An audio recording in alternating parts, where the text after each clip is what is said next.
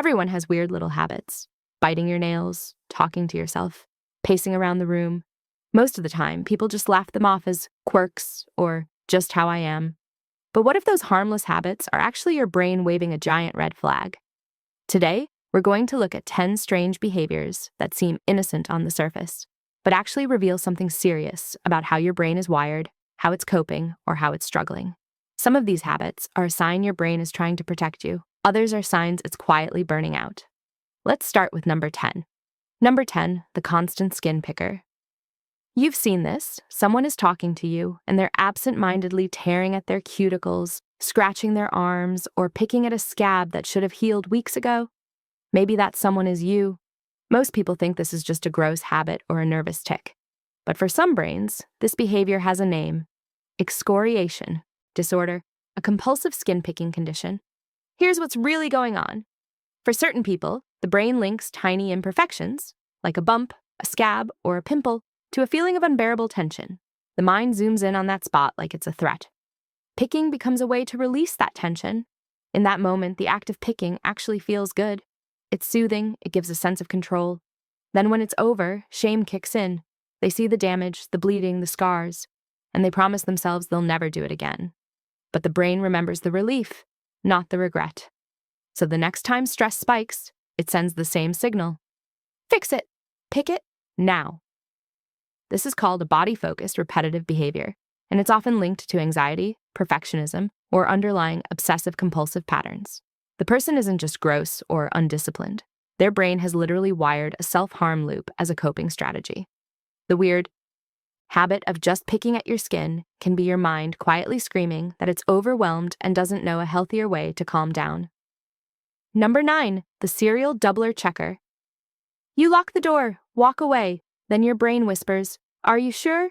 So you go back, check it again, you send the email, then reopen your sent folder to make sure it actually sent. You know you did it, but it doesn't feel real unless you check. Twice, 3 times, sometimes more. To everyone else, this looks like being careful or a perfectionist. But when double-checking becomes a ritual you can't relax without, it's often a sign of your brain's alarm system misfiring. This is the world of compulsive checking, a common expression of obsessive-compulsive tendencies. Here's what your brain is doing.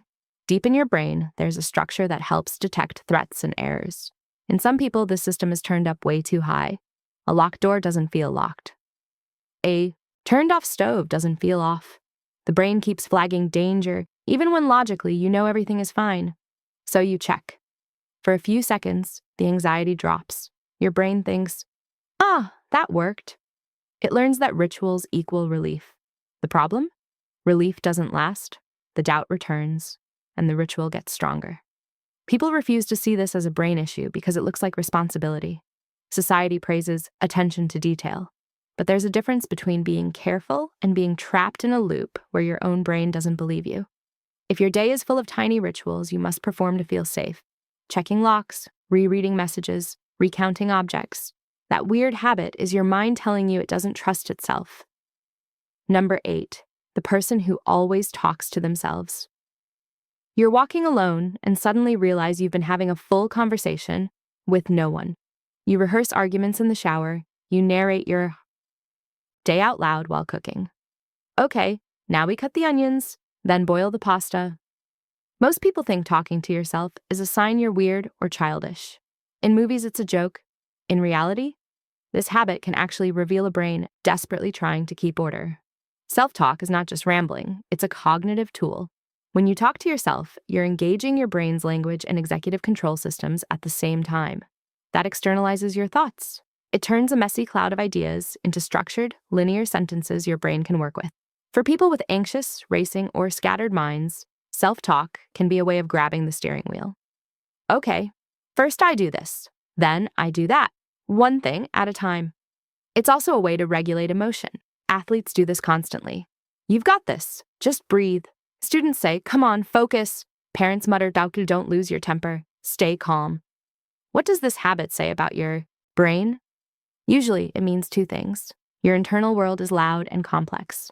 Your brain instinctively uses language as a tool to organize that chaos.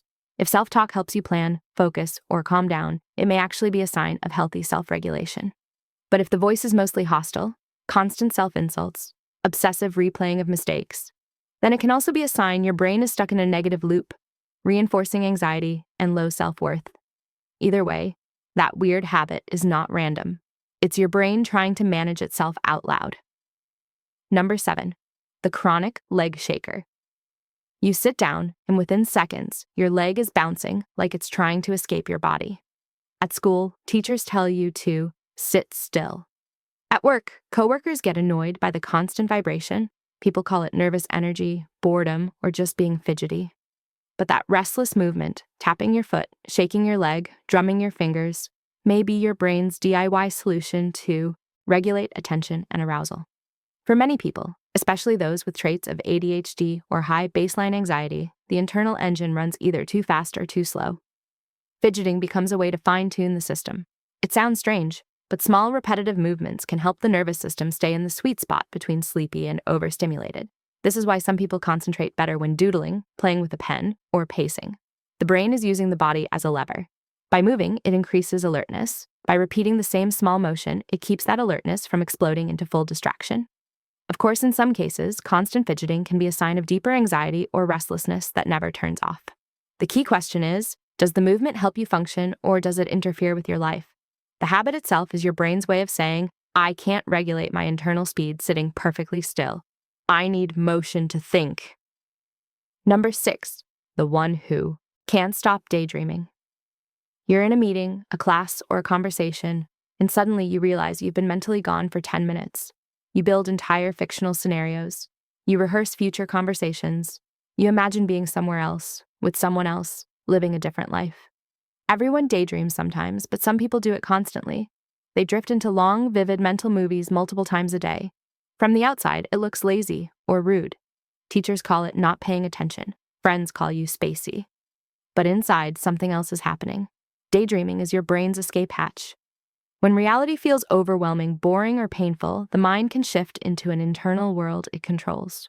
There, outcomes are predictable. Rejection doesn't hurt as much. You always know what to say. This can be a coping mechanism for stress, loneliness, or trauma. In extreme forms, it becomes maladaptive daydreaming, where people spend hours lost in imagination to the point that real-life responsibilities fall apart. What does this habit reveal about your brain? It often signals a mind that is highly creative, highly sensitive, and struggling to feel safe or stimulated in the present. Your brain is trading real-world discomfort for fantasy world comfort. A bit of daydreaming is healthy. It's linked with creativity and problem-solving. But when your imaginary life becomes more compelling than your actual one, your brain is quietly telling you something serious. It feels better in here than out there. Number 5, the person who always needs noise. Some people cannot stand silence. They need a podcast on while they cook, music while they shower, TV while they fall asleep. If the room is quiet, they feel unsettled, almost agitated. Most people shrug this off as liking background noise. But for many brains, this habit is a strategy to drown out something more uncomfortable, their own thoughts. Silence gives your brain room to speak. All the unresolved worries, regrets, and fears step onto the stage. If those thoughts are dark, critical, or overwhelming, silence becomes scary. So your brain learns a trick. Never give it silence. Always keep some sound going, some distraction playing. That way the signal of your own inner voice gets drowned in static. This constant noise habit can be a sign of underlying anxiety or even unresolved trauma. The brain doesn't want to be alone with itself because it doesn't trust what will come up. There's another angle too. For some people with ADHD, background noise actually helps them focus by blocking out distracting random sounds. A steady hum can be easier to ignore than unpredictable noise. Either way, that weird need for constant sound is not random taste. It's your brain carefully controlling how much access you have to its inner world. If the idea of sitting in a quiet room with no phone, no music, and no distractions for 15 minutes honestly terrifies you, that's your brain telling you there's something deeper it's avoiding. Number 4, the chronic procrastinator. You have a task. You know it's important. You know you should start now. Instead, you scroll, clean your room, watch just one more video about productivity. Deadlines get closer. Stress rises, but you still don't begin until you're panicked. From the outside, procrastination just looks lazy. But the science says something very different. Procrastination is not a time problem. It's an emotion problem. Your brain is not avoiding the task itself. It's avoiding how the task makes you feel. If something seems boring, overwhelming, confusing, or likely to expose your fears of failure, your brain labels it as a threat. Not physical danger, but emotional danger. Shame, embarrassment, disappointment. So it does what brains do with threats. It runs away. Not by leaving the room, but by switching your attention to something that feels safer or more rewarding, like your phone. The weird habit of always starting at the last minute is your brain telling you, I don't know how to handle the uncomfortable feelings this task triggers, so I'm going to push it away and hope future me deals with it. Research shows procrastination is heavily linked with issues like perfectionism, anxiety, and poor emotion regulation. The more harshly you judge yourself for delaying, the worse the cycle gets. Your brain learns that work equals shame and shame equals escape. Procrastination isn't laziness. It's your mind choosing short-term emotional relief over long-term success. Understanding that can be the first step to changing it. Number 3, the emotional numbness habit. Some people have a strange superpower. Nothing seems to faze them. Good news? Cool. Bad news? It is what it is. They say they don't get emotional, don't care what others think, or don't see the point of getting upset. At first, this looks like strength, calm under pressure, logical thinking, unbothered by drama. But sometimes this flat emotional style is not strength at all. It's emotional blunting. Emotional blunting can appear in severe depression, PTSD, or after prolonged stress. The brain, overwhelmed by too much feeling, hits the dimmer switch. Instead of turning down just sadness or fear, it turns down everything. People stop feeling joy, excitement, love, or even deep sadness. Life turns into a series of events they watch from behind glass. To cope, they rebrand their numbness as not being dramatic or being rational. They may even be proud of it, but inside, there's often a quiet desperation. Why don't I feel anything anymore? The weird habit of brushing everything off, refusing to engage emotionally, or mocking people who feel too much can be a sign that the brain has shut down its emotional volume to survive. Numbness is not peace. It's your brain in self-protection mode, holding its breath for so long it forgets what breathing felt like. Number 2, the one who turns everything into a joke. There's always that one person, the constant comedian. They joke when they're uncomfortable. They make fun of themselves relentlessly. They crack a joke even in serious conversations, including about their own mental health. At first, it looks like confidence. People say they don't take anything too seriously. But often this humor habit is a very sophisticated defense mechanism. Psychologists call this self-deprecating humor or deflective humor. The brain is doing something clever. If I make fun of myself first, nobody else can hurt me. If I keep everyone laughing, nobody will notice I'm struggling. If I turn pain into a punchline, I don't have to actually feel it. The brain uses jokes like armor. It takes vulnerable emotions, fear, insecurity, sadness, and wraps them in sarcasm. The cost? People stop taking your pain seriously. Even you stop taking your pain seriously. When every confession is followed by, I'm kidding, kind of, your brain never gets to process what's really going on. This habit often shows up in people who grew up in environments where being serious about their feelings wasn't safe. They learned that humor was acceptable, vulnerability was not. So that friend who always has a joke ready, especially about themselves, their brain might not be just funny, it might be desperately trying to keep them safe. Number 1, the impulsive life-rebooter. Some people live in cycles. They suddenly quit jobs without a plan, end relationships abruptly, book one-way flights, move cities on a whim, start massive projects and abandon them just as quickly. To outsiders, this looks adventurous, spontaneous, living life to the fullest. Underneath, it can be something very different, a brain that cannot tolerate stillness, routine, or internal discomfort. Impulsive life changes are often linked with impulse control problems, mood disorders, or chronic dissatisfaction that never gets examined, only escaped. Inside, the pattern looks like this.